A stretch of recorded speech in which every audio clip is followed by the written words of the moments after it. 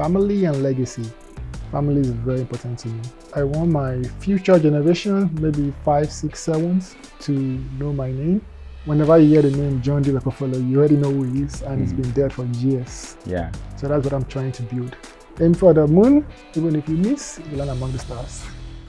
Welcome to the Before You Buy or Sell a Business podcast, where we help buyers and sellers learn more about the acquisition process, discuss recent transactions, and stay up to date on the latest news in the market. Here's your host, Jared Johnson. Okay, today is a very important day for me. You closed 2 loans with us. I've been trying to get you to come on the podcast for a little while, so I'm really excited that you're here today. So how are you doing today, George? Feeling good. I'm excited to be here. Thanks, All right. Jared. Awesome, cool. So you bought 2 businesses. I checked yesterday. It was almost exactly 1 year apart.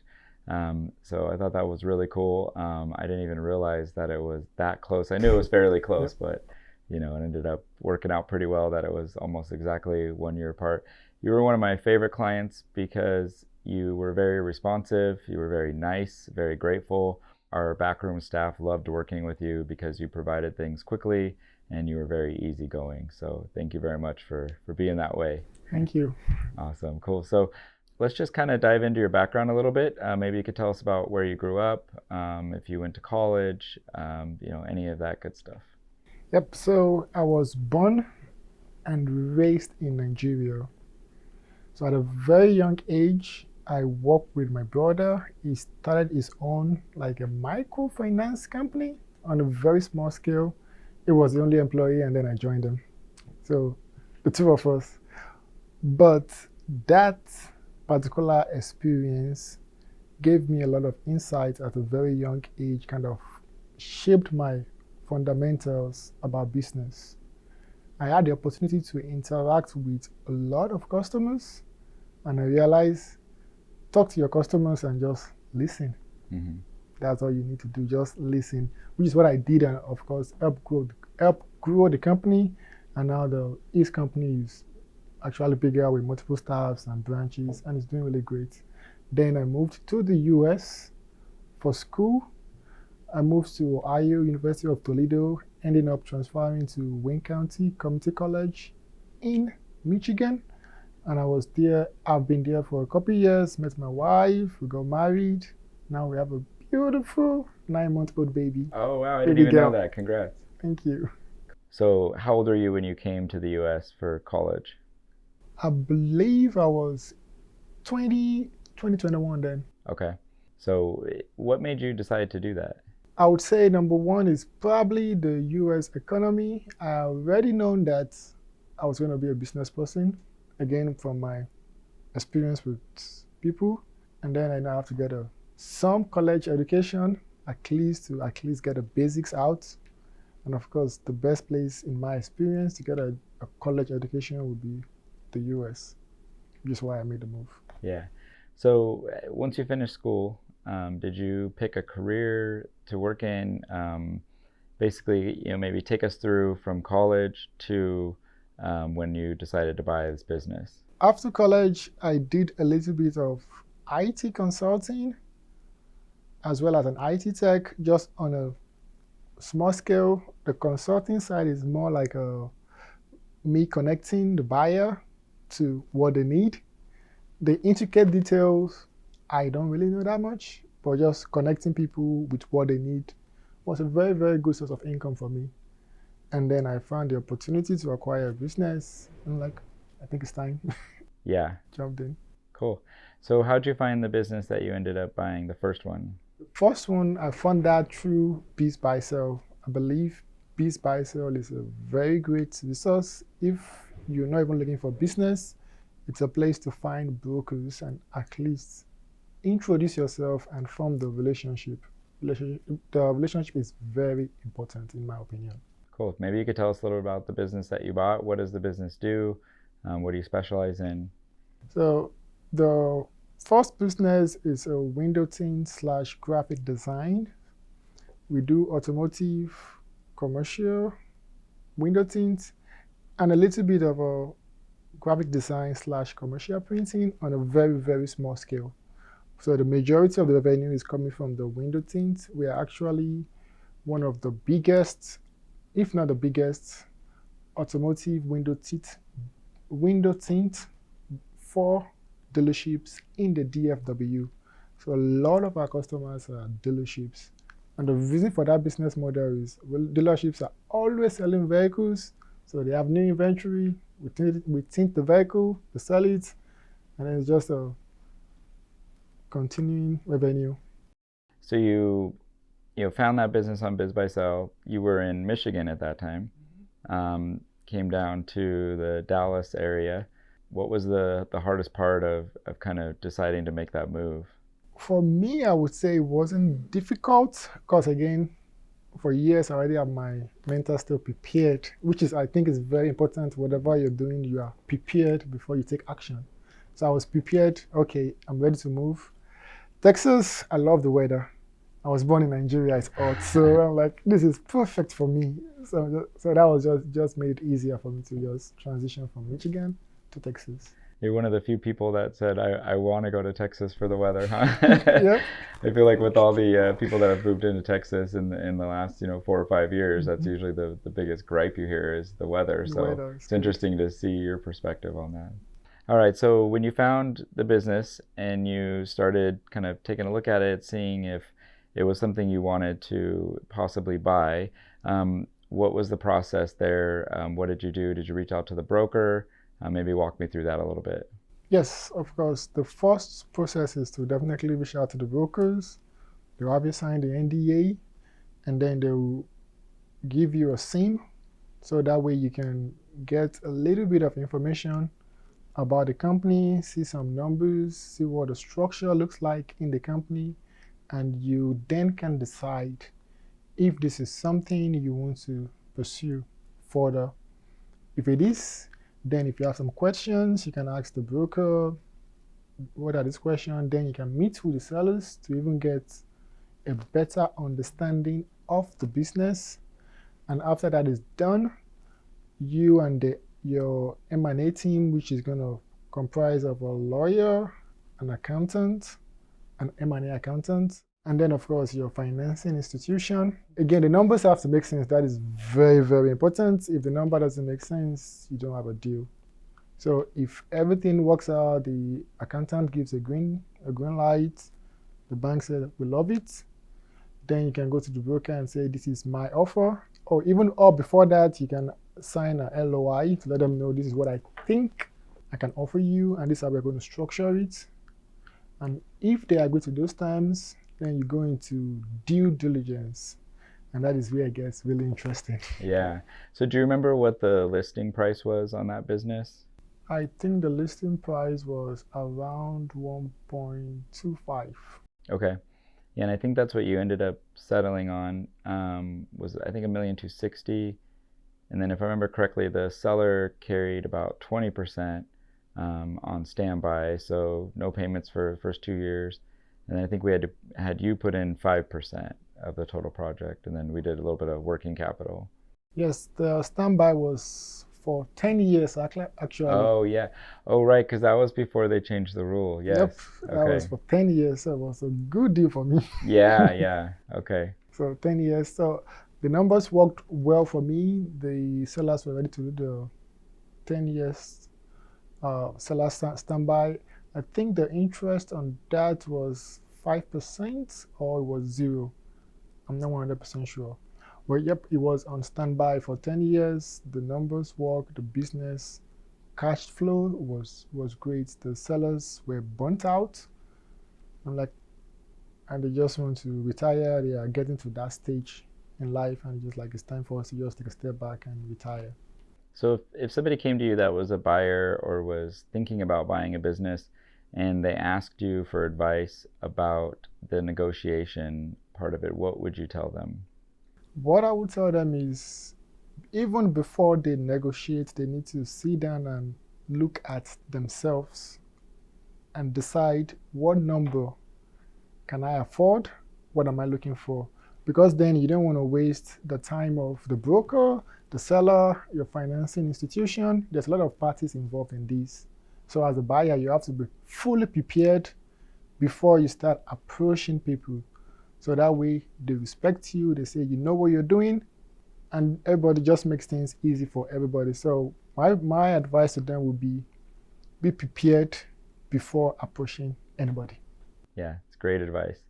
So once you came to an agreement, did they accept the offer right away? Did you have to go back and forth? How did that go, the negotiations? Yep. So I told them this is my offer, well, the broker at the point, this is my offer, and this is what I'm willing to do.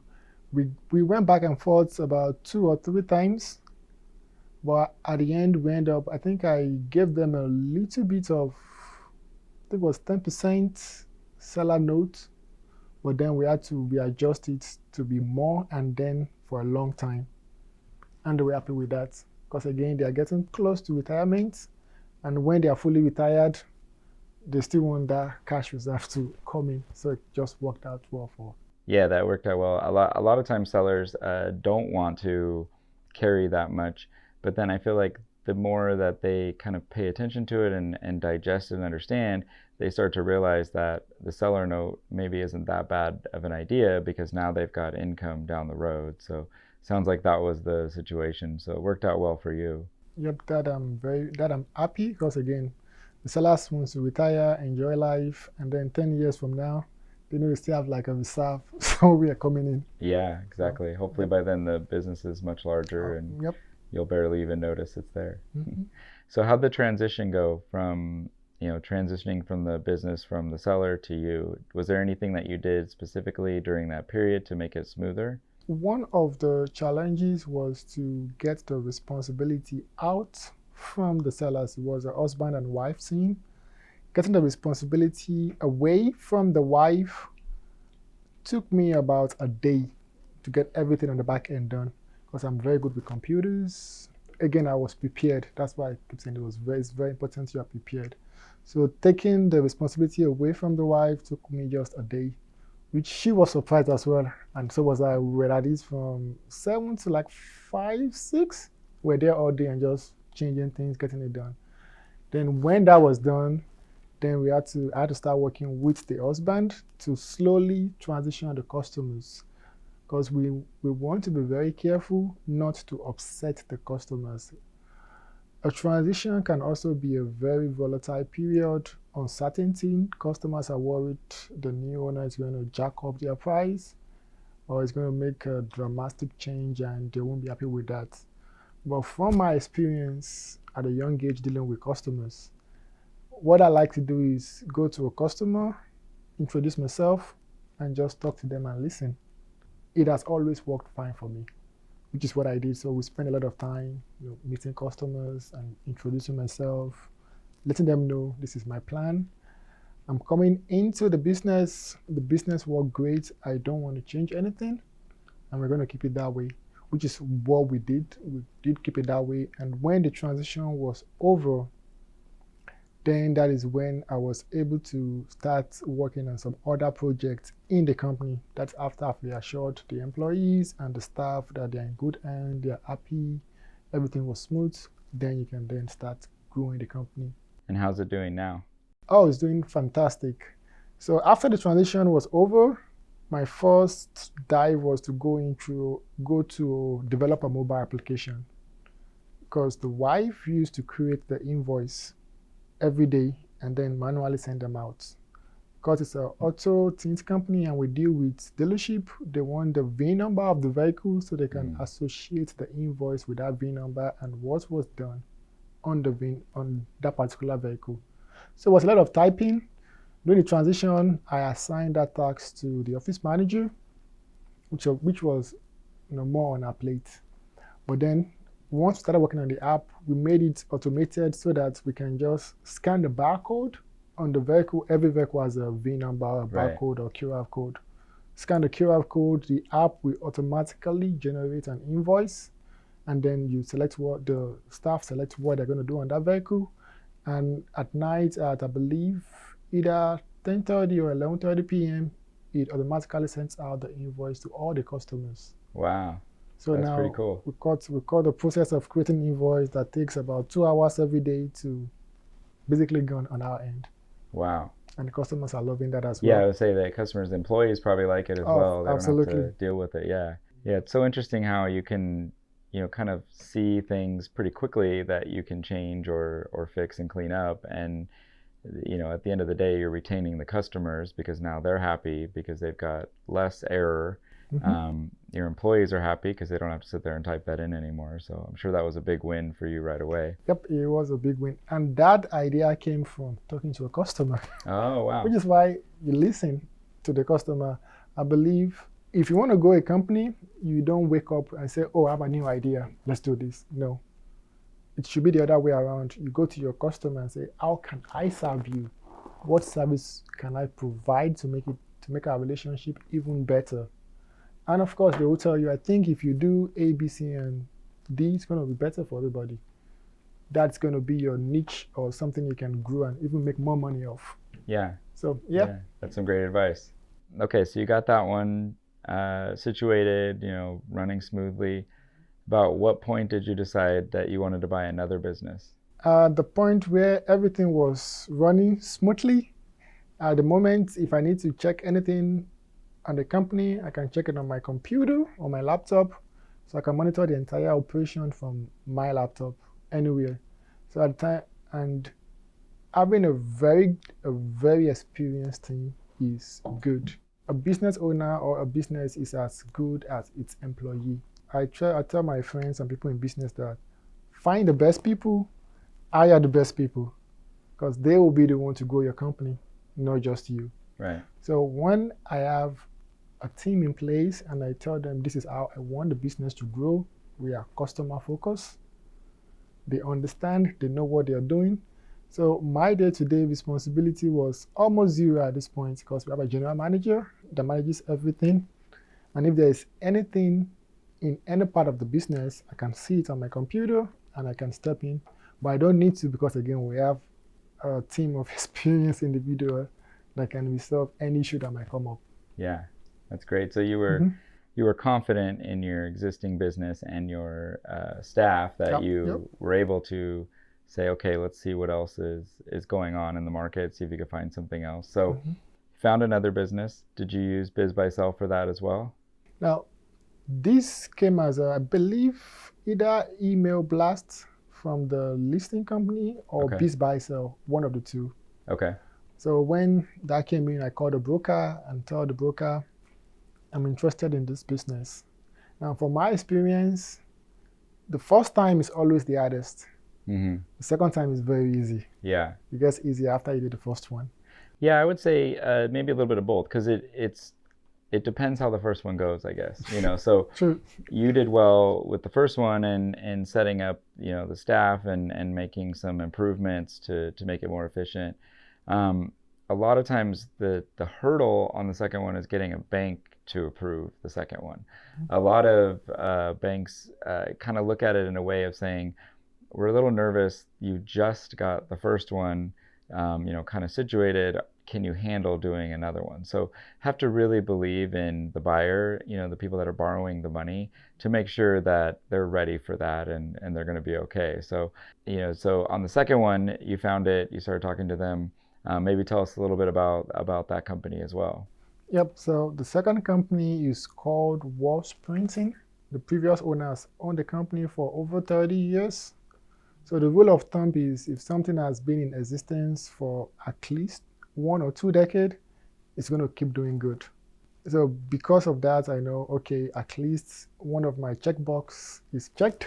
And I was prepared. I saw the company. I spoke with the broker, signed the NDA, the entire process. I got a SIM.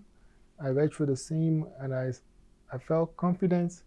So for me, basically, I like to go with my gut feeling on a lot of things. Now, of course, I like to verify, but first, my gut feeling has never been wrong. So immediately I saw the listing, I read the details. I'm like, I think I'll look into this.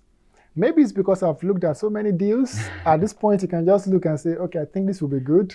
You know? Oh, I know the feeling. If you've done something so many times, you just have the feeling like, okay, let me look more into this, or I don't think this is going to be good, and you just skip. So Yeah, I got the feeling, and then I spoke with the broker, asked a couple questions, spoke with the seller. Then I'm like, okay, I think this is it. Yeah. Then we just went straight in. Yeah, and I remember the broker calling me, and I remember I was actually in Florida. We do an event every year for our bank. We get the staff together, and I remember sitting in the hotel room. Everybody was out, hanging out with each other. I'm like, I have to work. I got on the phone, I talked to him, and he kind of said, "Tell me about this guy. Like, do you think you'd be able to do this? Like, kind of walk me through it." And I said, "Oh, he was one of my favorite people to work with. He was really nice. He, was honest." And so he's kind of said, "Okay, we'll move forward with him." And then we kind of got together, figured out the structure. I want to say we had to rework the structure maybe once or twice just to get it to work. Do you remember what it was listed for?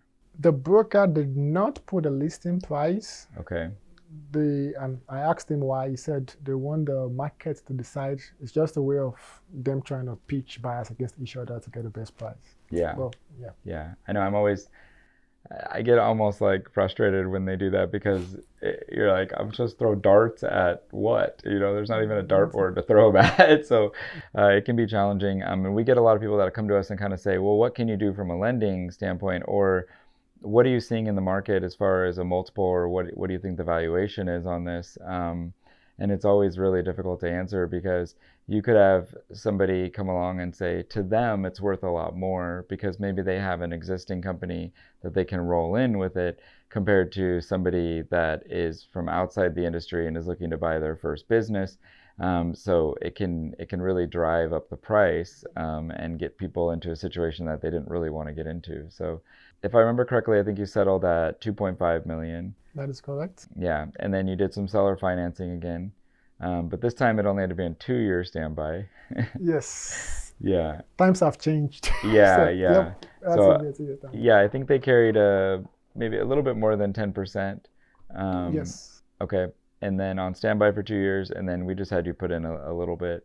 And then if I remember correctly, we gave you a good amount of working capital. In the business, it required quite a bit of working capital, buying inventory and everything. So it made sense to really build it in and make sure you're ready to go with that. Yes, that was very good as well. The seller agreed to a seller financing, and of course, when they told me there is no asking price, I told them I have to look at the numbers. I set the number that I'm looking for. I look for a way to grow the company, and then I say, okay, this is the profit margin I'm looking for. And then I give them this number. This is what I think I can pay, and of course, market research. What did other people pay? I believe I bought it for a multiple of, was it 2.6 or 2.9? Yeah, somewhere around there, somewhere between 2.5 and 3. Yeah. Yep, that was the multiple I got the business for. The number worked out. It was a very solid company. All the fundamentals was there already. So just a little bit of tweaking, and then it's gonna Yeah. grow up. Yeah, exactly. So, kind of same thing from the first one. What do you think was the biggest piece of like kind of knowledge that you took away that you were able to implement on the second transaction? I would say in terms of the business itself is setting expectation upfront. Very, very important. Expectation in terms of how you perceive the closing to go, how you perceive the lending to go, how you perceive the broker to handle things, which is why I like to do that done on the first call. Okay, the reason for my call is today I want us to do A, B, C, and D, and then we'll start discussion. That I would say is what helped for this in the second time around. Again, make it easier. Learning from experience just made it easier. Yeah, makes sense. So you were probably more comfortable, more confident. You'd already done it. You'd already transitioned a company over. Now you're buying another one, basically about twice the size, but it wasn't too big of a task for you because you'd already done it before. So Yep, get easier. yeah, and then same thing. We fortunately got to meet the staff earlier today. You've got some great staff. Maybe you could talk a little bit about that and like why that was important to your decision and moving forward with the transaction. Yep, that was important because again, I believe your staffs are your company. They take care of your customer. The company cannot grow without its people. And you want to have the best, find the best, hire the best, keep the best. Mm-hmm. That's the way to go. So most of our staff average about 16 years of experience. We have those that have 40 years in the industry. So having that vast knowledge, no one person is an island of knowledge. So when you have 2, 3, 4, 5, somebody at some point would have experienced that issue, and then they can say, this is how we can resolve the issue, which is what a customer wants. A customer wants to give you a problem and you solve it for them. Right. They don't want to know how you do it. They just know you can do it and they trust you. Yeah. So having that team in place is what really helps a company to grow. So when I spoke with the owner and they said, this is the average time average years of experience in the industry that our employees have, I'm like, yes, this is something that can be grown easily. I think it's also a testament to the seller, right? If you can sit there and say, if I've got people that have been here for 15, 20, 30, 40 years, obviously the seller took good care of them. They enjoyed working there.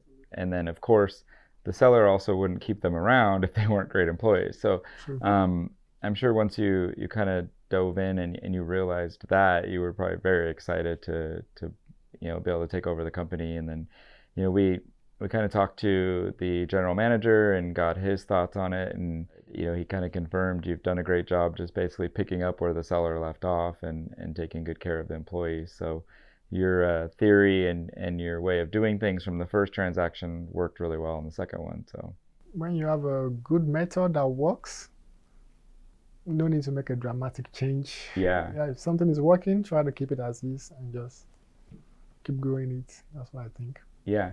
So I think I had asked you when I got here how the transition was going, and you said you think it was about done today, or maybe yesterday. So a couple days ago, actually, the sellers are gone for the day. They come in the morning. I have them come in the morning, talk to the staff if they have any questions, anything. So they come in and they stand around, knowing nothing. Yeah. Because we've been able to successfully transition all their responsibility away from them down to the team. Yeah. And that can only be done with the help of the team, not just by myself. Right. When I was the day we closed and I was introduced to the employees, the first thing is what I think any new buyer should do is reassure the employees that they're not going to lose their job because they are the company. Then reassure the customers that everything will be the same, because without the customers, you have no business. Right. After we're able to do that, then we go and start changing things on the back end. Now, I'm already familiar with almost everything that a company needs. So it was easier to make the switch. And after those were done, start meeting vendors, setting up accounts and things like that. A lot of meetings, but that took about 2 weeks to just knock them out. Again, everybody in the industry, they know what they're doing. That just makes it easy. You don't have to try to figure things out. Yeah. And of course, given the fact that I also know what I'm doing, what I'm looking for, it was just easy for everybody to just move to the new company's name. And after that, we met with the customers, the big customers and every customers that come in, let them know they are leaving. Or we actually sent out a blast email to everybody letting them know of the change. That helped. Some customer call to wish the sellers good luck. And we'll call some and say, hi, this is what we're doing, this, nothing is changing. They were happy. And it's been business as usual without the sellers. So I would say the transition took probably just a little bit about 3 weeks. Okay. Just to complete the transition. But then again, as a new buyer, you want to have, if you can have them around for 4 months, please take that. 6 months, take it. Yeah, that's great advice. Yeah, we often see in a transaction that the sellers kind of offered to stay around, and sometimes it's not very long. And our credit manager will push back and say, hey, can we get a little bit longer on that? Now there are times where they don't need to do as much, or maybe they're not seeing eye to eye, and so it makes sense to have them be done quicker. But most people that I talked to said exactly what you just said. It makes more sense to have them stay longer. So. Yep. And I would say what helps with transition is preparation. As a new buyer, you have to be prepared. You are the new head of a company. If the head is wobbly, the company's not going to grow. So a new buyer, prep, not just business acquisition, anything. Before you meet people, you have to be prepared. Like for the company, before we closed, I already asked them a few questions. I already know, okay, these are the few things we need to do during transition. So I was prepared for that even before we got to that stage. I have all my duck in a row. Yeah. So when we get to that stage, it was just smooth. It was just easier. Definitely makes sense. So, all right. So you've bought 2 companies. You've learned a lot. You've done a great job with it. What's next? What next is to keep growing. Yeah. Keep growing this. For me, one of my personal goal is to become a billionaire before 30. Well, they say aim for the moon. If you miss, you will land among the stars. Yeah. I'm 27. So it's a little 3 years, I'll be 30. So we'll see how it goes. Yeah. Who knows? All right. Well, let me know if you get there, And for the company, my goal is to eventually do an IPO. Okay. So that's my objective for the company. Cool. Yeah. Big goals. Yeah, we like to see that. Mm-hmm. Sweet. All right. So I always ask 2 questions at the end. First one is, have you ever had a mentor, or do you have a mentor? I would say I don't have one mentor. I have multiple mentors. Take, for example, let's say post-closing. I'm trying to figure out how to go about post-closing. And with the internet, that's just been easy to learn from a lot of great people that have done what you've are about to do or what you've already done. So it's easy to just learn from those fast knowledge.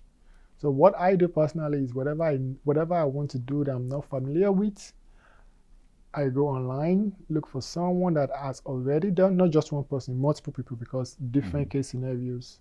You want to increase your bank of knowledge. Learn what they've done, watch them, see how they do it, listen to their audiobook or podcast, learn how to do it so that when I get to that stage, it's not going to be strange and I'm already prepared. Yeah. And if you can ask questions, email them, call if you can get their number. So, yep, that's how I do. Okay, so many mentors. Yeah, I like that. Many mentors. Cool. Okay, final question. What motivates you? What motivates me is, I would say, family and legacy. Family and legacy. Family is very important to me. Family first. Family is very important to me. And legacy, I want my future generation, maybe 5, 6, 7s, to know my name. I want them to be able to change history. We have so many great people in the world. For example, Rockefeller. Whenever you hear the name John D. Rockefeller, you already know who he is, and he's been dead for years. Yeah. So that's what I'm trying to build. Cool. Yeah, I like that you have big goals. Aim for the moon. Even if you miss, you land among the stars. Yeah, that's great. Yep. Great way to end it. I really appreciate your time. Like I said, I really enjoyed working with you, and looking forward to continuing to speak with you over the years. Yep. Same here, Jared. Thank you. I'm so happy. Thank you for listening. We hope you found this podcast informative and helpful. Please don't forget to subscribe on your favorite podcast player. For more information, or if you'd like to discuss a transaction, please go to www.jaredwjohnson.com.